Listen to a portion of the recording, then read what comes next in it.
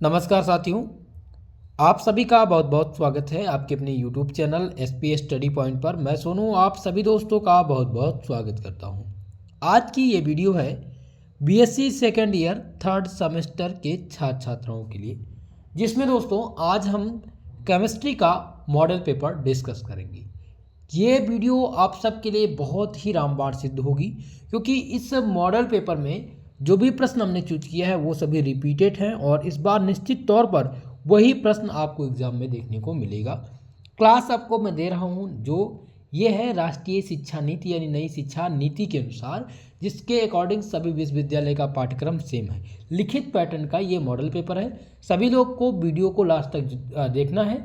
जो चीज़ें मैं बताते चलूँगा उसको नोट करते चलिएगा। एक ही वीडियो आपके लिए इम्पॉर्टेंट रहेगी और जो भी प्रश्न देखने को मिलेगा वो इसी वीडियो से आपको देखने को मिलेगा। तो चलिए दोस्तों, आज की इस क्लास को स्टार्ट करते हैं। सभी लोग वीडियो को लाइक शेयर जरूर कर दीजिएगा और जो भी हमारे इस चैनल पर नए हैं चैनल को सब्सक्राइब जरूर कर लीजिएगा। दोस्तों यहाँ पर मैंने मेंशन कर दिया है अकॉर्डिंग टू न्यू सिलेबस यानी ENEP। ओके, दूसरा है आपका पेपर टाइटल जिसका नाम है chemical dynamic and coordination chemistry. Third semester में आपका पेपर टाइटल क्या है? वो पेपर टाइटल है chemical kinetics and chemical dynamics and coordination chemistry. इसमें मैंने इंपॉर्टेंट क्वेश्चन चूज किया है जो कि हर बार परीक्षा में पूछे जाते हैं। लगभग 3 वर्षों के जो क्वेश्चन पेपर है उनको एनालिसिस करने के बाद मैंने ये मॉडल पेपर तैयार किया है। ये आपका मॉडल पेपर है और मॉडल पेपर जो मैंने कंडक्ट किया है पूरी तरह से आपके पेपर के पैटर्न पर ही तैयार किया है। 75 मार्क्स का आपका पेपर आयोजित होगा। 2 घंटे के समय में आपको इस प्रश्न पत्र को हल करना है। ओके, तो सबसे पहले हम बात करेंगे सेक्शन ए के प्रश्न की। सेक्शन ए में जो प्रश्न होते हैं वो वेरी शॉर्ट टाइप के होते हैं, जिसे अति लघुत्तरीय प्रश्न कहा जाता है। और इसमें 10 क्वेश्चन आते हैं और प्रत्येक क्वेश्चन 3 नंबर का होता है, यानी कि 30 नंबर का ये सेक्शन आपका होता है। और शब्द सीमा की बात करें तो 50 शब्दों में आपको इस क्वेश्चन का प्रत्येक क्वेश्चन का आंसर देना रहेगा। ओके, तो चलिए पहला प्रश्न जो आपको तैयार करना है वो क्या है? What do you understand by free energy? मुक्त ऊर्जा जिसे कहते हैं। फ्री एनर्जी को क्या कहते हैं? मुक्त ऊर्जा कहते हैं। तो मुक्त ऊर्जा से आप क्या समझते हैं ये आपको यहाँ पर बताना है। ये आपके लिए इम्पॉर्टेंट है। तो फ्री एनर्जी के टॉपिक को आप क्लियर करके चलेंगे। दूसरा अगर हम टॉपिक देखें दूसरा क्वेश्चन तो ये है chelation. What is chelation? Chelation क्या होता है? तो दूसरा प्रश्न ये हो गया वेरी शॉर्ट का। तीसरा प्रश्न आपको तैयार करना है व्हाट इज पैरामैग्नेटिक सब्सटेंस, जो कि सबसे महत्वपूर्ण और सबसे ज़्यादा रिपीट होने वाला ये प्रश्न है। ठीक है, कौन सा? Paramagnetic substance. ओके, तो आपसे क्वेश्चन पूछ सकता है व्हाट इज पैरामैग्नेटिक सब्सटेंस, या आपसे पैरामैग्नेटिक पूछ सकता है कि व्हाट इज पैरामैग्नेटिक। ओके, तो इस बात को भी ध्यान रखेंगे। चौथा प्रश्न जो आपका है वो क्या है? What is liquid crystal. आपका जो 5वां यूनिट है, ठीक है, वहाँ से प्रश्न पूछा गया है लिक्विड क्रिस्टल। तो ये 4 प्रश्न आपके वेरी शॉर्ट टाइप के हैं। चलिए आगे चर्चा करते हैं। नेक्स्ट क्वेश्चन है क्वेश्चन नंबर 5, जो कि सबसे महत्वपूर्ण प्रश्न है। What is degree of freedom, जिसे हिंदी में कहते हैं स्वतंत्रता की कोटि। क्या कहते हैं? स्वतंत्रता की कोटि। स्वतंत्रता की कोटि से आप क्या समझते हैं? तो डिग्री ऑफ फ्रीडम के टॉपिक को तैयार करके जाएंगे। दूसरा है डिफाइन द लीगेंड्स। लीगेंड्स क्या होते हैं? ठीक है, ये भी इंपॉर्टेंट है दोस्तों, रिपीटेड प्रश्न है। ये दोनों क्वेश्चंस यहाँ पर देखिए जो मैंने बताया, 5वां प्रश्न और ये 6ठा प्रश्न, ये दोनों प्रश्न आपके बहुत ही महत्वपूर्ण हैं और रिपीटेड हैं। ओके, तो इन दोनों को आपको तैयार करके चलना है। 7वां प्रश्न आपका है ideal and real gas. Question बन सकता है कि व्हाट इज आइडियल गैस, या आपसे पूछ सकता है व्हाट इज रियल गैस। तो दोनों चीज़ों को ध्यान रखना है, आइडियल और रियल गैसेस को। ओके, तो ये भी आपके इम्पोर्टेंट है। जो सबसे महत्वपूर्ण क्वेश्चन है और हर बार का रिपीटेड क्वेश्चन है वो है आपका कोऑर्डिनेशन नंबर। क्या है? कोऑर्डिनेशन नंबर, जिसे समन्वय संख्या कहते हैं। तो कोऑर्डिनेशन नंबर क्या है? और कोऑर्डिनेशन नंबर कभी कभी निकालने के लिए पूछ लिया जाता है कि NO2 का कोऑर्डिनेशन नंबर आप निकाल के बताइए। ओके, तो कोऑर्डिनेशन नंबर भी आपका खास इंपॉर्टेंट है। नेक्स्ट है 9वां प्रश्न, जिसमें है व्हाट इज ले चैटलियर प्रिंसिपल। जिसे ले सचलिए प्रिंसिपल कहते हैं। ठीक है, तो ले चैटलियर प्रिंसिपल क्या होते हैं, इस पे आपको क्या करना है? शॉर्ट नोट लिखना है। तो ये आपके इम्पॉर्टेंट है। अगला है 10वां प्रश्न, जो कि है explain the law of mass action. Law of mass action के टॉपिक को आपको यहाँ पर एक्सप्लेन करना है। और 10वां है जो है rate of reaction and its unit. ये भी क्वेश्चन पूछ सकता है। आपका पहला जो यूनिट है वो है केमिकल काइनेटिक्स, जिसमें क्वेश्चंस पूछा जाता है रेट ऑफ रिएक्शन के बारे में। आप पढ़ते हैं रेट ऑफ रिएक्शन क्या होती है, ठीक है। रेट ऑफ रिएक्शन की यूनिट्स पूछा जाएगा, और रेट ऑफ रिएक्शन के साथ साथ मॉलिक्यूलरिटी के टॉपिक को आप मत भूलिएगा। मॉलिक्यूलरिटी क्या होती है, जिसमें ऑर्डर ऑफ रिएक्शन पढ़ेंगे आप लोग, ऑर्डर ऑफ रिएक्शन, ठीक है। फर्स्ट ऑर्डर रिएक्शन पढ़ेंगे, सेकंड ऑर्डर रिएक्शन पढ़ेंगे, थर्ड ऑर्डर रिएक्शन। तो ये आगे भी मैं बताऊंगा इस टॉपिक से जो प्रश्न पूछे जाते हैं। हालांकि 11 प्रश्न मैंने यहाँ पर वेरी शॉर्ट टाइप के डाले हैं, और इन प्रश्नों को आपको तैयार करके जाना होगा अगर आप चाहते हैं कि आपकी परीक्षा अच्छी जाए। तो नेक्स्ट आपका है सेक्शन नंबर बी। चलिए, तो सेक्शन नंबर बी के प्रश्न को देखते हैं। बी वाला सेक्शन जो है जिसमें शॉर्ट टाइप क्वेश्चंस पूछा जाता है, ओके। अब यहाँ पर शब्द सीमा की बात मैं करूँ तो 200 शब्दों में आपको आंसर करना रहेगा, और ये आपका सबसे लॉन्ग सेक्शन होता है। 35 नंबर का ये टॉपिक होता है, यानी कि 35 नंबर के क्वेश्चंस यहाँ से पूछे जाते हैं, जिनमें से आपको 200 शब्दों में प्रत्येक क्वेश्चन का आंसर करना रहेगा, और 8 प्रश्न, लगभग 8 प्रश्न का आंसर आपको देना रहता है, ठीक है। चलिए, माफ़ कीजिएगा, केवल और केवल 6 प्रश्न करने रहते हैं, लगभग 8 या 9 प्रश्न पूछे जाते हैं। पहला प्रश्न देखिए, यहाँ पर है drive the crystal field theory, also right it's postulate, ठीक है। यहाँ पर है क्रिस्टल फील्ड थ्योरी से आप क्या समझते हैं, और इसके पास्टुलेट्स को भी लिखिए। तो ये आपके बहुत ही महत्वपूर्ण प्रश्न हैं। अगर आप लोगों ने question paper, old question paper उठा करके देखा होगा तो आपको ये जो है मिलेगा, ठीक है। क्रिस्टल फील्ड थ्योरी सबसे इम्पॉर्टेंट है, वेरी वेरी मोस्ट इम्पॉर्टेंट। दूसरा है describe the relation between critical constant and van der Waals constant. भाई ये भी क्वेश्चन सबसे टॉप क्वेश्चन है, ठीक है। Critical constant and van der Waals constant, इन दोनों में क्या रिलेशन है, इसको आपको बताना रहेगा। कभी कभी डिफरेंस भी पूछा जाता है, इस बात को आप ध्यान रखेंगे। डिफरेंस कभी कभी पूछ लिया जाता है कि इन दोनों में अंतर क्या है, ये बताइए, ठीक है। तो फिलहाल आप अंतर और रिलेशन, हालांकि सबसे ज़्यादा तो पूछा जाता है जो रिलेशन ही पूछा जाता है, तो रिलेशन के टॉपिक को भी आप तैयार कर लेंगे। तीसरा प्रश्न देखिए, जिसमें है एक्सप्लेन द एलएस कफलिंग। भाई 100% वाला प्रश्न है, और ये सबसे टॉप प्रश्न है। मैं आपको बता दूं, इसको आपको ज़रूर तैयार करके जाना है, 100% ये आपके कन्फर्म एग्जाम में आने, ठीक है। एलएस कपलिंग जो बार बार रिपीट हुआ है परीक्षा में, इसलिए मैं बता रहा हूँ। चौथा प्रश्न है right notes on Gibbs phase rule. भाई गिब्स फेज रूल भी रिपीट हुआ है, ये भी आपके रामबाण प्रश्न हैं, और जो हर बार परीक्षा में पूछे जाने वाले प्रश्न, तीसरा प्रश्न और चौथा प्रश्न, ओके। नेक्स्ट 5वां प्रश्न देखिए, क्वेश्चन नंबर 5 है, जिसमें है पूछा गया explain the phase diagram of water system. Water system पूछ लिया गया है कि फेज डायग्राम किसका बताना है, वाटर सिस्टम का। और वाटर सिस्टम का ज़्यादातर पूछा गया, लेकिन कभी कभी सल्फर सिस्टम भी पूछ लिया जाता है। नोट कर लीजिए, explain the phase diagrams of sulphur system. फिलहाल आपको वाटर सिस्टम तैयार करके जाना है। ये रिपीट हो चुका है दोस्तों, अवध विश्वविद्यालय में भी आया था, कानपुर विश्वविद्यालय में पूछा गया था, रोहिलखंड विश्वविद्यालय में भी आया था, और आजमगढ़ विश्वविद्यालय में भी पूछा जा चुका है, ओके।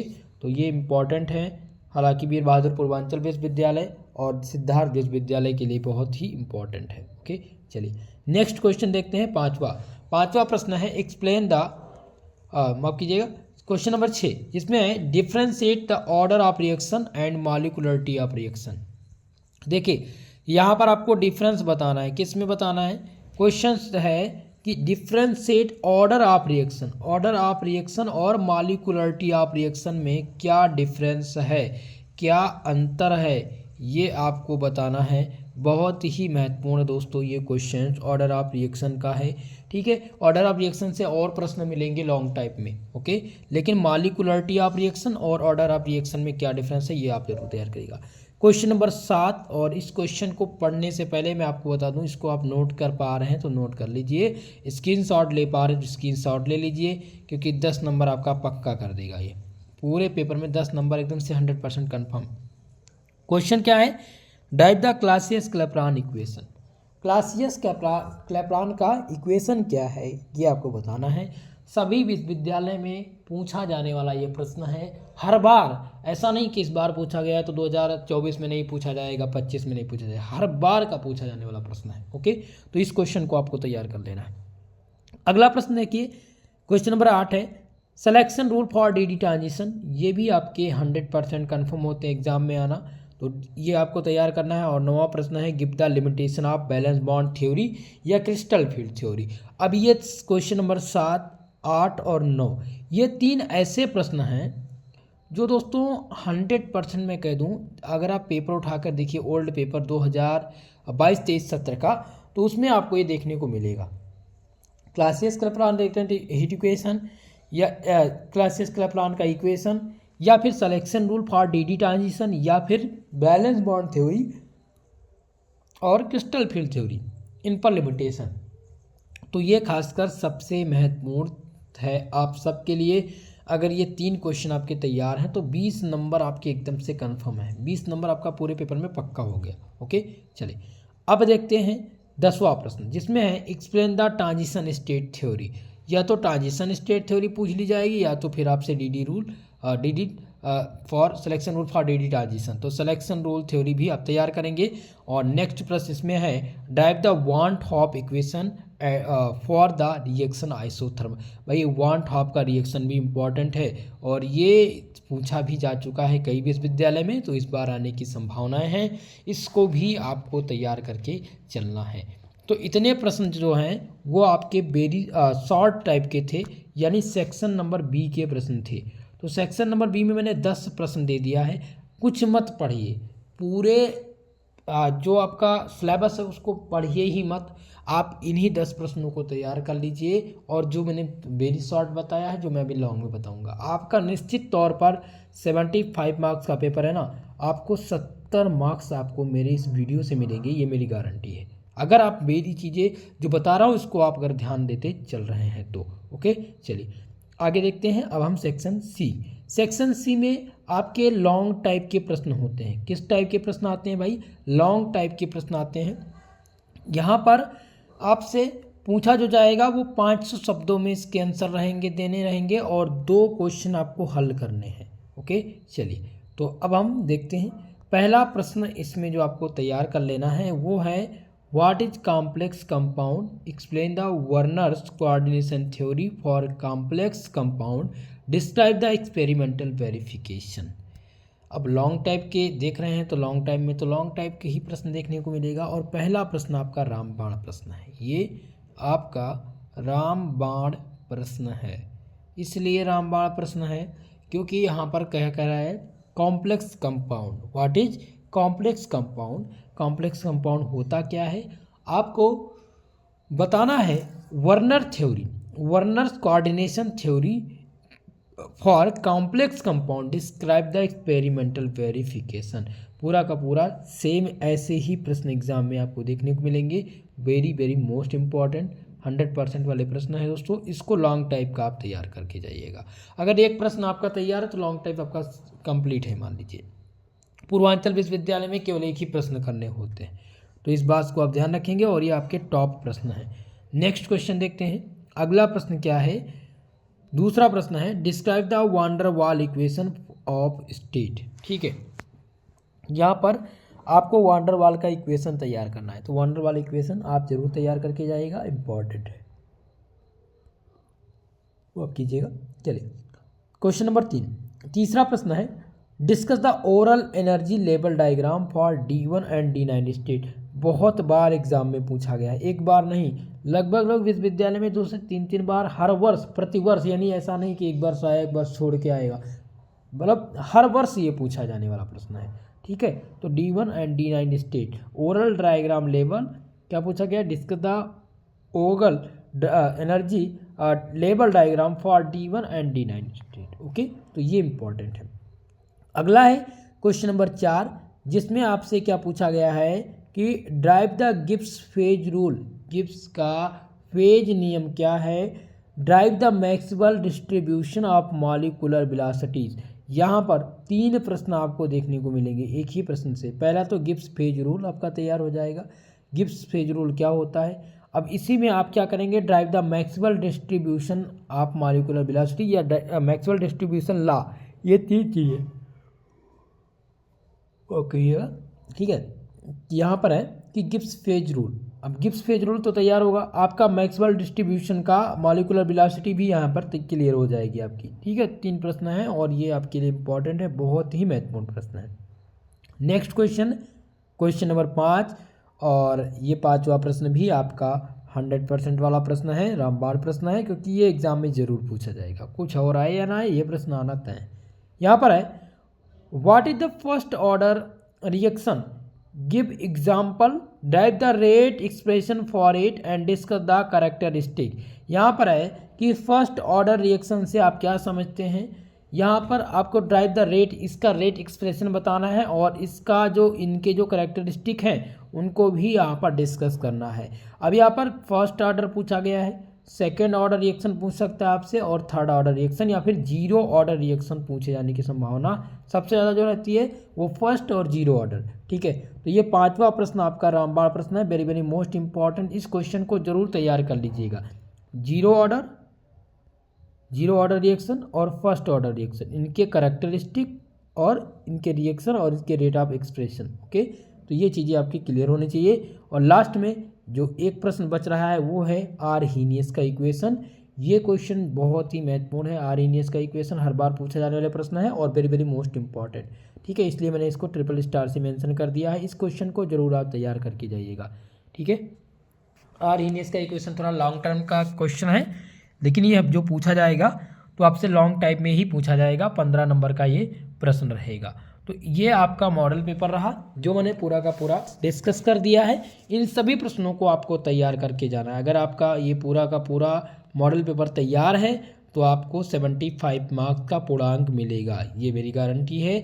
इसके सॉल्व पेपर की चर्चा मैं जल्दी ही कर दूंगा, वीडियो बना दूंगा उस पर। लेकिन अगर आप इस क्वेश्चन यानी इस मॉडल पेपर का PDF चाहते हैं तो हमारे टेलीग्राम चैनल से जुड़ जाइए। टेलीग्राम का लिंक डिस्क्रिप्शन बॉक्स में है, वहाँ से आपको ज्वाइन करने का मौका मिलेगा और जहाँ से आप इसके PDF को प्राप्त कर सकते हैं। दोस्तों, वीडियो को लाइक शेयर करना मत भूलिएगा और जो भी हमारे इस चैनल पर नए हैं प्लीज़ आप सबसे मेरा रिक्वेस्ट है कि चैनल को सब्सक्राइब जरूर कर लीजिएगा। दोस्तों, आप सबकी बदौलत ही जो कुछ भी हो तो आप सबकी बदौलत ही हूँ और आप ये सारा श्रेय जो है वो आप सबको ही मिलना चाहिए। लेकिन फिर भी आप सब अपनी कृपा बनाए रहें, यानी कि वीडियो को शेयर करना मत भूलिए, वीडियो को लाइक ज़रूर कर दिया करिए। ओके, अगर अभी तक चैनल को सब्सक्राइब नहीं किए हैं तो सब्सक्राइब भी कर लीजिएगा। ओके, चलिए आज के लिए बस इतना ही, मिलते हैं किसी नेक्स्ट वीडियो में, तब तक के लिए जय हिंद जय भारत।